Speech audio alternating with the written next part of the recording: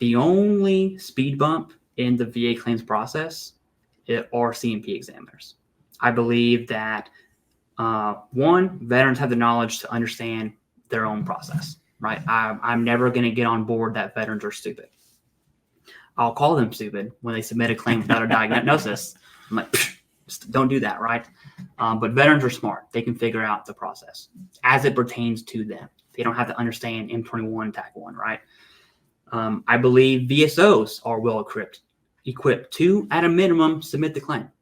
At bare minimum, submit it, right? Anything else on top of that is just candy, right? Saying, hey, oh, you have a C&P exam for your lower back. Maybe you think about the nerve damage in your legs, right? That would be like the cherry on top. I believe it or not, I believe VA adjudicators, when given evidence, make the right choice. And there's processes in place like the higher level review. I had to do a higher level review because I had the evidence. Boom, service. It took 5 days, right? So there are processes in place. In worst case scenario, we have VA accredited attorneys that are really going to wheel and deal in like your supplemental claims and then your board of appeals, right? And that's definitely not the majority. It's a very, very small niche set of claims. But then you have these C&P examiners that are, I've had both experiences, and I like to speak in facts here, so I'll just talk about my experiences. I've had C&P examiners that were awesome. You know, they actually asked me questions about my service. They were like, "Oh man, you went to Afghan and Syria." He was like, "That's pretty cool, man. Like, why are you here? Talk to me about it." And they were just open to talk. Yeah. I've also had the complete opposite, where it was almost don't speak unless you're spoken to. And I probably said, this was the migraine claim. Go figure, right? I probably said maybe 15 words during the migraine C&P, which was, it was just combative, and the energy wasn't there. There was no customer service aspect, zero. That came back at 0%. Now, me not being a dumb veteran, I knew I had the evidence. So I did an HLR, boom, easy peasy. That's a day, right? That's an easy day. But the C&P examiner, in my opinion, remains the one variable, the one speed bump in the claims process. I would probably make the argument that you'll see people on social media, and I'm sure you've read a million comments of, if VSOs weren't so bad, these companies wouldn't exist. If the process were easier, they wouldn't be here. Yeah. Just by the fact they exist shows that there's, a potentially reason. I've heard that argument plenty of times. It's not unfounded. There are problems in the system, and you're absolutely right that the C&P exam is where you're going to get the most variability.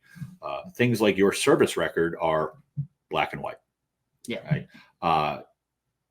What the raters have, by and large, they are given information and they base that off of what the rating schedule is, and then you submit that there. But if they're basing that off of bum scoop, then you may not get what you earned. So that is where the process can kind of immediately get off the rails if there is a bad exam. VA switched over to almost entirely contract examinations a couple of years ago, or a few years ago. Yep. And I hear you that, are some of these maybe well influenced? Possibly. But that's where we really need to do a better job cleaning up, because that is the base. That's the foundation of your claim. So that when that gets to the Board of Veteran Appeals, they can properly adjudicate that, because there was something good to go off of. If it's unknown, well, then we're starting all over again. And that may be months or years going back in time to try to get what they've earned right. Yeah. I would probably make the argument there are 3 kind of root causes to these claims consulting companies making millions of dollars. And just a side note, yes, they are taking veterans benefits, but make no mistakes, that's taxpayer dollars. It is absolutely Uncle Sam dollars. They are, in the most literal sense, taking American taxpayer dollars. Mhm. That's a whole other subject, right? But if I had to number the root causes, I think I would put personally CMP examiners at the top.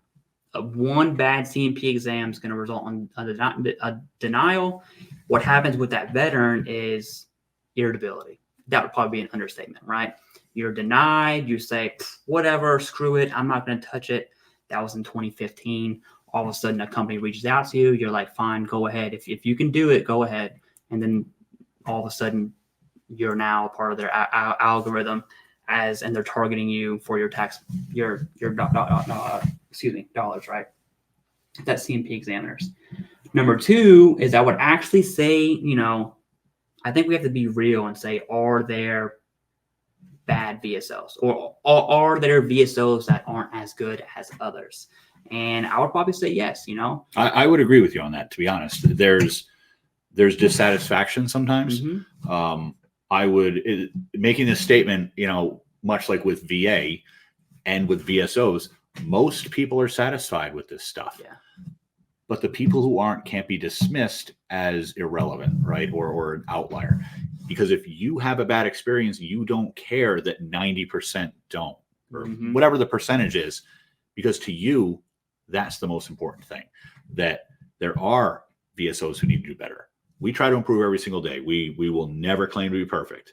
But what we do not do is scam you. We don't rip you off.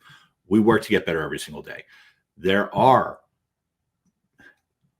not enough services sometimes, but we should improve those services, not put the onus on the veteran to then pay for it. So there are absolutely gaps that we are looking for real accreditation reform, real service improvement for some of these folks. Unfortunately, accreditation reform has taken the track of, well, how much can I make?